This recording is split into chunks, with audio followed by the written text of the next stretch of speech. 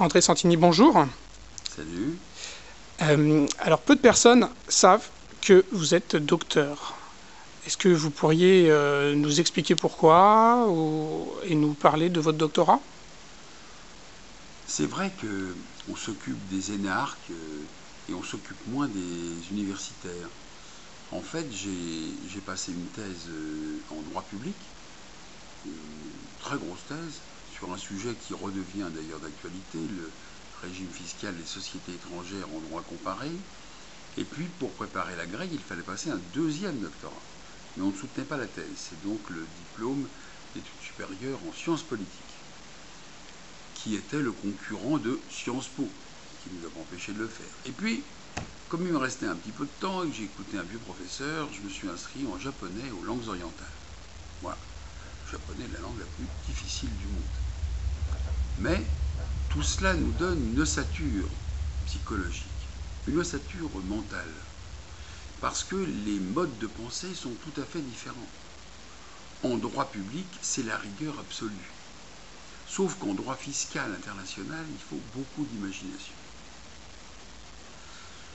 En sciences politiques, il faut de la culture et de l'imagination. Et au Langzhou, avec le japonais, il faut tout prendre à l'envers. Le mode d'écriture, on apprenait à l'époque 2000 kanji, plus 2 syllabaires, hiragana, katakana, il n'y a pas plus compliqué. On l'écrit à l'envers, il n'y a pas de grammaire pratiquement. Alors vous voyez, quand vous vous confrontez à toutes ces écoles de pensée, j'ai la faiblesse de penser que vous finissez par avoir un cerveau à peu près bien compartimenté, mais surtout un cerveau qui s'ouvre à l'innovation. Et donc, après, vous avez innové dans votre travail? Oui, bien sûr, déjà cette thèse a fait beaucoup de bruit. J'avais fait aussi un mémoire en sciences politiques sur l'aide de l'État à la presse. Oh, quel scandale, il ne fallait pas le dire. Les journaux n'acceptaient pas qu'on raconte qu'ils recevaient de l'argent de l'État. Aujourd'hui, j'entendais la nouvelle ministre qui était questionnée sur alors et les aides de l'État à la presse. Aide postale, aide fiscale, aide technique. Mais comment on porte atteinte à l'indépendance? Et là encore, je ne voulais pas faire un mémoire classique. Je voulais sortir de l'histoire ou des choses traditionnelles. J'ai réussi à le faire pour le droit, et le japonais est en soi-même une nouveauté, une innovation. Donc, vous avez fait une thèse de comparer, une thèse. Le Et, droit comparé, oui. ici, les Moulineaux est beaucoup intéressé par l'international, travaille beaucoup à Oui. l'international. Est-ce que vous voyez un lien aussi? C'est une forme d'esprit. Hier, je déjeunais, le matin, j'étais avec toutes les grandes entreprises de la ville. Il y en a quand même un certain nombre. Il y a plus de 1000 entreprises sur la ville, mais les grandes sont 65, 70, très intéressantes. Et à midi, je déjeunais avec une nouvelle entreprise, Sogeti, qui est une filiale de Capgemini, qui vient d'arriver, qui est très heureuse d'être sur la ville, et qui a un carnet d'adresses extrêmement intéressant. Je leur ai conseillé d'ailleurs, pour l'infogérant, c'est-à-dire la gestion déléguée de l'informatique, de s'intéresser aux collectivités locales. Parce qu'on continue à gérer directement avec des fonctionnaires recrutés je ne sais comment, formés je ne sais comment. Et aujourd'hui, l'informatique change tellement. Votre ordinateur, vous le jetez au bout de 2 ans maximum, n'est-ce pas? Et dans les collectivités, c'est encore pire. Hier, par exemple, j'ai changé une centaine d'ordinateurs dans les écoles, et au lieu de jeter, pour éviter la pollution, ces machines, nous les avons fait recycler par une association qui emploie des handicapés. Nous les avons bien sûr payés, et après, nous avons offert à 100 familles, c'était la 3e fois, ces ordinateurs entièrement recyclés. Ces familles ont payé, car je tiens beaucoup à ce qu'on paye, 42 € par ordinateur.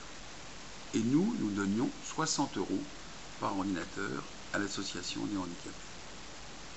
Ils sont tous partis, avec leur caddie, leur grosse machine, le clavier, etc. Et beaucoup étaient évidemment issus de catégories immigrées. Mais vous vous rendez compte, pour eux, avoir... Alors il y en a un par famille, hein, on ne peut pas aller plus loin quand même. Ils partaient avec ça. J'ai eu leur sourire, ça valait vraiment des photos. Ils regardaient les machines, et après c'est chez eux, vous vous rendez compte. La fracture numérique, ça aussi. J'ai été un des premiers, alors on revient à l'innovation, à lancer ma commune en 95 dans Internet. À l'époque, Internet, c'était pour beaucoup une entreprise de nettoyage. Donc on a été parmi les premiers. Et aujourd'hui, j'ai eu par exemple le prix du visionnaire par l'Institut Polytechnique de New York.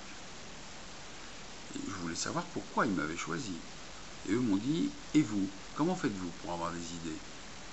C'est intéressant, une idée, on est compte. C'est de l'alchimie. C'est la machine de Charlot. Toc, toc, toc, toc, toc, toc, et puis il y a un truc qui tombe. C'est l'idée. Et ça, c'est intéressant. Et le doctorat vous a poussé à trouver des nouvelles idées? Le doctorat constitue un socle. Vous êtes docteur, vous existez. Vous voyez, vous êtes à la hauteur des plus grands diplômes. Vous êtes reconnu. Alors ça vous permet d'aller plus loin. C'est une piste de décollage. On part. On peut aller plus loin, puisque les autres vous saluent. C'était la tradition du Moyen-Âge. Seul compte le supérieur. Moi j'avais un patron de thèse extraordinaire, le doyen Colliard, reconnu par tout le monde. Mon jury était un jury prestigieux. Donc on peut à ce moment-là affronter la vie. Est-ce que vous auriez des idées pour... parce que vous dites que c'est prestigieux, le doctorat, mais aujourd'hui, c'est quand même un diplôme voilà, qu'on ne voit pas trop, qui permet pas de s'insérer professionnellement facilement, du moins en dehors de l'université, on va dire. Comment changer ça? Vous avez raison, les masters ont frappé. C'est pas mal le master, c'est pas mal. Mais évidemment, on ne va pas jusqu'au bout de l'effort. Moi, j'ai des collaborateurs qui ont des masters, donc très bien. Il leur manque quand même la culture générale, la culture fondamentale. C'est un peu comme la recherche fondamentale et la recherche appliquée. Le doctorat est issu du format, du concept recherche fondamentale. Il y a du gratuit. On prend des chemins de traverse, puis on revient. On met beaucoup de temps, trop de temps. Déjà de mon époque, on trouvait que des thèses qui duraient 10 ans, enfin, on avait du mal. Alors évidemment, on se retrouvait assistant, ce qui était déjà pas mal à l'époque. Ça nous donnait 1500 francs, je crois. On était payé 1500 francs par mois. À l'époque, dans les années 60. Ça nous permettait d'échapper à l'indispensable tutelle des parents, enfin. Mais aujourd'hui, je ne sais pas si les jeunes accepteraient d'avoir si peu. Et après, il y avait le service militaire qui arrivait. Vous voyez, je cumule tous les inconvénients. C'est dur d'exister. Hein. On arrive dans la vie à 25, 26 ans. C'est difficile. Alors, aujourd'hui, ces masters, j'ai peur parfois qu'ils donnent une fausse certitude aux étudiants. Moi, ils me disent, j'ai un master de... C'est petit acquis quand même. Par contre, il y aurait certainement un effort à faire d'abord sur des vraies bourses d'études, car ça, c'est difficile. Mais beaucoup d'étudiants aujourd'hui, comme moi, travaillaient pour payer leurs études. Et deuxièmement, sur le raccourci de la durée de la thèse. Il faudrait qu'on accepte que ce soit... Ça l'est beaucoup plus. Ça l'est beaucoup plus. De notre époque, ça durait très longtemps. Alors, il faut dire qu'on s'orientait vers l'enseignement en faculté. Donc ça faisait partie de nos années de service. Aujourd'hui, je ne sais plus très bien. Je crois qu'on va un peu plus vite. Tout à fait, on pousse à faire une thèse en 3 ans. Ouais. Après, il y a des dérogations, mais Mais évidemment, la thèse n'aura pas le... Moi, j'entends encore les compliments des professeurs de mon jury, disant quel travail extraordinaire. C'est vrai que c'est du travail de bénédictin. J'allais à l'International Fiscal Association de La Haye. Je travaillais là-bas. Enfin, vous voyez, on n'avait même pas en France les fascicules de documentation. Il y avait le ministère des Finances qui me prêtait parcimonieusement quelques documents, mais il n'y avait pas d'informatique. il n'y avait pas l'informatique, il n'y a pas la photocopie. Vous vous rendez compte?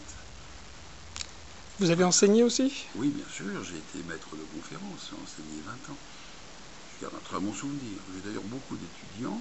Il s'appelle Moulbourg, il s'appelle Christian Paul. À Paris, ils étaient plutôt à gauche, donc ils se retrouvent aujourd'hui plutôt dans les gouvernements de gauche. Je garde un très bon souvenir. Et eux aussi d'ailleurs. Le président du tribunal de grande instance de Nanterre, M. Hayat, est un de mes étudiants. J'en ai partout. J'en ai eu partout. Et alors, pourquoi vous n'êtes pas resté dans la recherche? Parce que je suis entré en politique. Donc ça vous a... Alors quand j'ai été au gouvernement, je n'avais plus le droit de cumuler. Voilà, on peut cumuler tant qu'on enseigne, quand on est titulaire, mais Raymond Barre, par exemple, était à Paris 1. J'étais dans le même annuaire que lui, et j'étais après son voisin à l'Assemblée dans l'opposition. Donc nous avions des vrais liens. Mais lui a toujours conservé, sauf bien sûr quand il était au gouvernement, sa chaire à Paris et même à Sciences Po. Est-ce que la recherche vous manque ou le... Ce n'est pas la recherche qui me manque, non, parce que j'ai tellement transpiré, hein, une thèse de 1000 pages, vous savez, il y a des moments où on a un sentiment de découragement. C'est long, on se demande à quoi ça va servir. On sait, rien que pour éditer, on élague, on découpe. Non, ce qui me manque plutôt, c'est l'enseignement. Ça, alors bien sûr, on le retrouve, là, je suis de réunion en réunion, mais le contact avec des jeunes esprits, chahuteurs, quand j'étais battu aux élections, ils faisaient un chahut quand j'arrivais, parce qu'ils avaient regardé les journaux. Il y avait un vrai contact. Hein. Et quand je les rencontre tous les jours, il y a quelqu'un qui vient me dire, les hauts fonctionnaires qui ont réussi l'ENA, je suis senti que j'étais votre élève. Ça, je suis très content. Alors, vous êtes rarement battu aux élections quand même? Oui, enfin au début, si. Mhm. C'est pas évident. Là, je suis sur une circonscription difficile. Et alors, qu'est-ce qui va se passer? Est-ce que vous pourriez nous donner envie de voter pour vous? Oh, c'est simple, vous savez, les gens m'identifient beaucoup à ma commune, qui est devenue une des villes les plus dynamiques. J'ai restructuré 40% du territoire. On termine aujourd'hui un écoquartier, un village numérique, avec la géothermie, avec la collecte pneumatique des déchets, avec la domotique dans les appartements, 1600 appartements, tous vendus en 2 mois. Ça marche très fort, c'est très bien. Et par exemple, on est en train, avec le bas de la ville, avec des immeubles modernes, le siège de Bouygues Télécom, le siège de Bouygues Immobilier, le Void de Ports-en-Parc, qui est un des plus beaux immeubles du monde, avec le siège de Microsoft. Pourquoi Microsoft a transféré son siège de Paris, siège Europe, Afrique, à Issy-les-Moulineaux? Eh bien, c'est quand même intéressant. Et tous ces immeubles se relient pour produire de la clim et du chaud. Mais cette énergie, qu'est-ce qu'elle devient la nuit? Eh bien, nous allons la transférer sur l'écoquartier là-haut. On va donc chauffer ou rafraîchir les 1600 appartements la nuit avec ce qui aura été produit 2 jours. C'est l'opération Ici Grid qui rencontre un grand succès. On peut stocker la chaleur, mais on ne peut pas la transporter. On peut transporter l'électricité, mais on ne peut pas la stocker. Et j'ai des ingénieurs organisés en consortium, nouveau mode de gouvernance. Il n'y a pas de chef, il y en a un qui anime, et tous les autres autour sont en train de travailler là-dessus. Et du monde entier, on vient voir. Car on est peut-être en train de résoudre une des pires difficultés qui soit. le stockage de l'énergie.